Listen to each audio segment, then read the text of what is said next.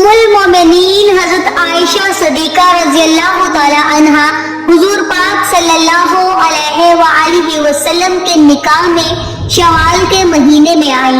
اور شوال کے مہینے میں ہی آپ کی رخصتی ہوئی۔ حضرت ابو عمر فرماتے ہیں کہ ام المومنین اسی وجہ سے یہ بات پسند فرماتی تھی کہ ان کے خاندان اور دوسرے تعلق دار لوگوں کی خواتین بھی اپنے خامدوں کے پاس شوال کے مہینے میں ہی جائیں۔ ام المومنین حضرت عائشہ کے فضائل میں سے ہے کہ حضور پاک صلی اللہ علیہ وآلہ وسلم نے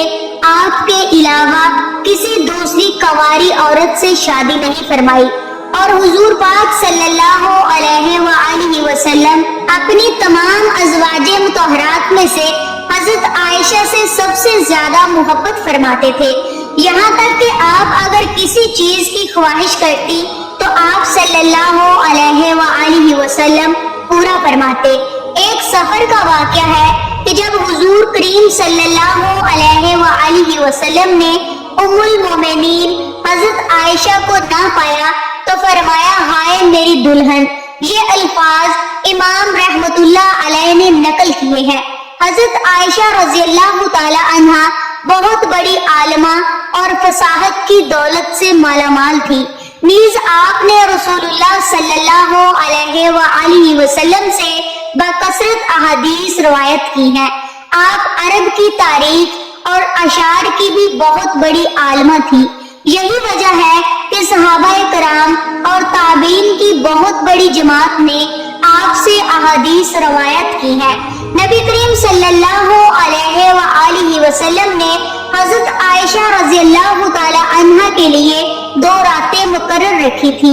ایک ان کی اپنی اور ایک حضرت ام المومنین سودا رضی اللہ تعالی عنہا کی، کیونکہ وہ بوڑھی ہو گئی تھی اور انہوں نے اپنی باری بھی حضرت عائشہ کو دے دی تھی، یعنی حضرت عائشہ ام المومنین حضرت خدیجہ الکبریٰ رضی اللہ تعالی عنہا کے بعد ازواج میں سے خوش قسمت ترین ہے کہ جنہوں نے اللہ کے نبی کے ساتھ اتنی زیادہ قربت نصیب فرمائی۔ حضرت عائشہ حضور کی رفاقت میں تقریباً 8 سال اور 5 ماہ رہی، لیکن اس تمام عرصے میں آپ کے ہاں کوئی اولاد نہ ہوئی۔ جب نبی کریم صلی اللہ علیہ وآلہ وسلم کے صاحبزادے جناب سیدنا حضرت ابراہیم رضی اللہ تعالی عنہ کی حضرت ماریہ رضی اللہ تعالی عنہ کے بدن اقدس سے پیدائش ہوئی تو حضور کی باقی تمام بیویاں رشک کھانے لگی اور انہیں یہ بات گیا گزری۔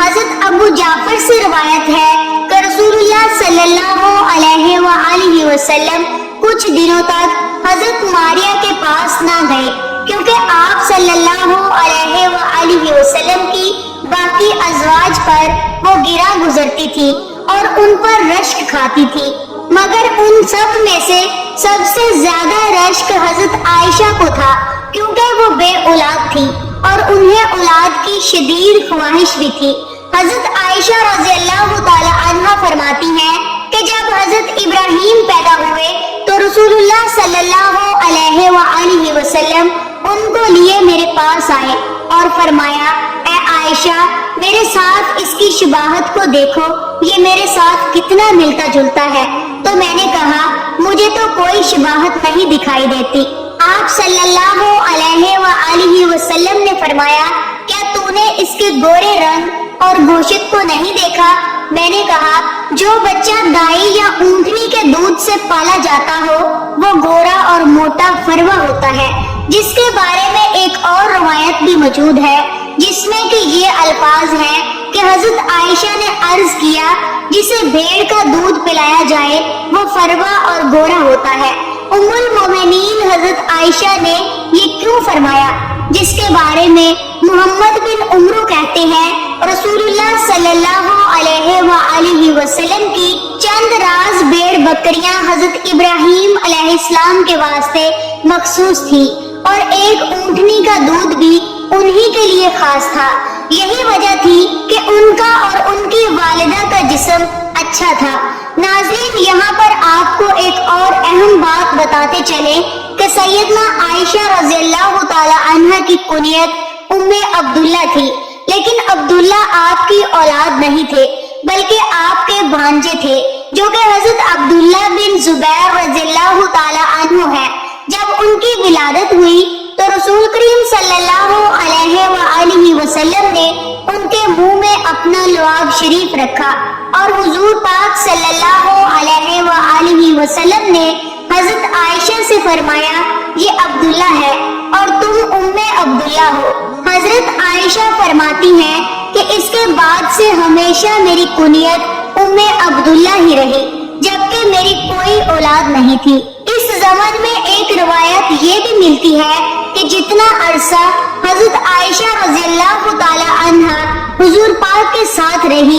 اس عرصے میں آپ کو ایک حمل بھی ہوا، لیکن کچھ عرصے بعد وہ حمل ضائع ہو گیا۔ چہرائے قادری امام احمد نقل کرتے ہیں کہ اس بات کی کوئی اصل نہیں، آپ کو عبداللہ صرف آپ کے بھانجے کی وجہ سے کہا جاتا تھا۔ ایک دن آپ نے اظہار حسرت حضور پاک صلی اللہ علیہ وآلہ وسلم سے اس بارے میں عرض کی کہ اور خواتین نے تو اپنے سابقہ اولادوں پر اپنی کنیت رکھ لی ہے، میں اپنی کنیت کس کے نام پر رکھوں جبکہ میری تو کوئی اولاد نہیں؟ تو نبی کریم صلی اللہ علیہ وآلہ وسلم نے فرمایا تم اپنے بھانجے عبداللہ کے نام پر اپنی کنیت رکھو جو کہ تمہاری بہن اسما بنت ابو بکر عبداللہ بنت عوام کے بیٹے ہیں۔ بس تب سے آپ کو عبداللہ کی کنیت سے پکارا جانے لگا۔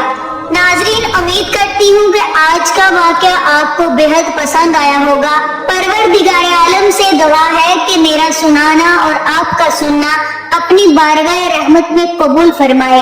آمین یا رب العالمین۔ مزید ایسی ہی اسلامک ویڈیوز حاصل کرنے کے لیے ہمارا چینل کو سبسکرائب کر کے ہماری فیملی کا حصہ بننا مت بھولیے گا۔ ملتے ہیں اگلی ویڈیو میں، تب تک کے لیے اللہ حافظ۔